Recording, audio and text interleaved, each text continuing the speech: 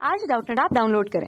Doubtnut पर अपने सभी गणित, रसायन विज्ञान, भौतिक विज्ञान और जीव विज्ञान के डाउट्स का करो सफाया। बस प्रश्न की फोटो खींचो, एक ही प्रश्न को क्रॉप करो और तुरंत वीडियो सोल्यूशन पाओ। अभी डाउनलोड करें। हेलो दोस्तों, आपका प्रश्न है निम्न में से गलत कथन का चयन कीजिए। पहले विकल्प में दे रखा है कि पृष्ठ तनाव द्रव की सतह पर खींची गई रेखा की लंबवत लंबवत लंबवत लंबवत एकांक लंबाई पर लगने वाला बल होता है। दूसरे विकल्प में दे रखा है ताप बढ़ाने पर द्रवों का पृष्ठ तनाव बढ़ जाता है। तीसरे विकल्प में दे रखा है पृष्ठ तनाव की एसआई इकाई जूल प्रति मीटर स्क्वायर होती है। चौथे विकल्प में दे रखा है श्यानता द्रवों के बहाव के लिए प्रतिरोध का मापन है। तो चलिए इस प्रश्न को हल करते हैं दोस्तों। सबसे पहले पृष्ठ तनाव को समझ लेते हैं।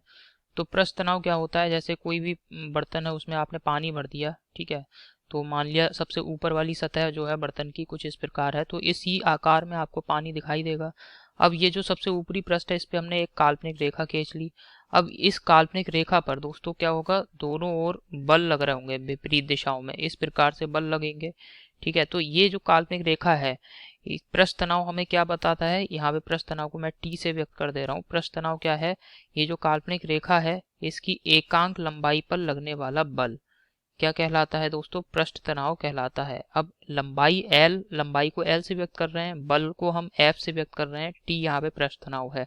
अब अगर एकांक लंबाई यानी लंबाई एल का मान 1 कर दिया तो आप देखेंगे पृष्ठ तनाव क्या आ जाएगा, ये जो बल लग रहा है इस ये जो रेखा है इसकी एकांक लंबाई पे जो भी बल लग रहा है उसके बराबर हो जाएगा पृष्ठ तनाव, ठीक है। तो यही यहाँ परिभाषा में भी हमें दे रखा है कि एकांक लंबाई पर लगने वाला बल क्या कहलाता है, पृष्ठ तनाव कहलाता है।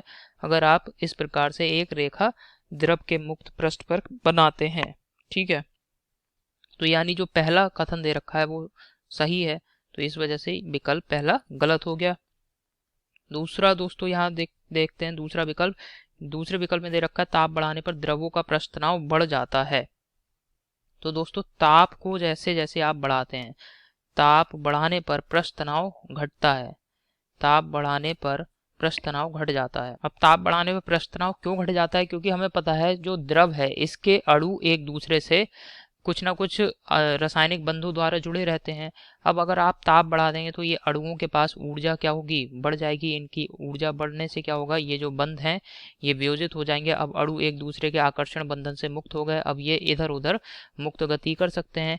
इसी वजह से दोस्तों जैसे जैसे आप ताप बढ़ाते जाएंगे द्रव का पृष्ठ तनाव क्या होता है, घट जाता है। जबकि हमें दूसरे विकल्प में दे रखा है कि ताप बढ़ाने पर द्रव का पृष्ठ तनाव बढ़ जाता है, यानी ये जो विकल्प में दे रखा है कथन ये गलत कथन है। तो इस वजह से यही हमारे प्रश्न का उत्तर हो जाएगा, दूसरा विकल्प, ठीक है। दूसरा विकल्प ये हमारे प्रश्न का उत्तर हो जाएगा।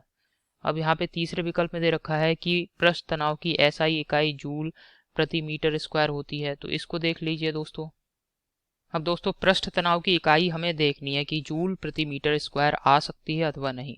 तो दोस्तों जूल को पहले हम बल के पदों में व्यक्त कर लेते हैं। तो जूल को कैसे लिखते हैं, कार्य बराबर बल गुणा विस्थापन। कार्य का मात्रक जूल हो गया, बल का मात्रक न्यूटन हो गया, विस्थापन का मात्रक मीटर हो गया। तो जूल बराबर क्या लिख सकते हैं आप, न्यूटन मीटर लिख सकते हैं।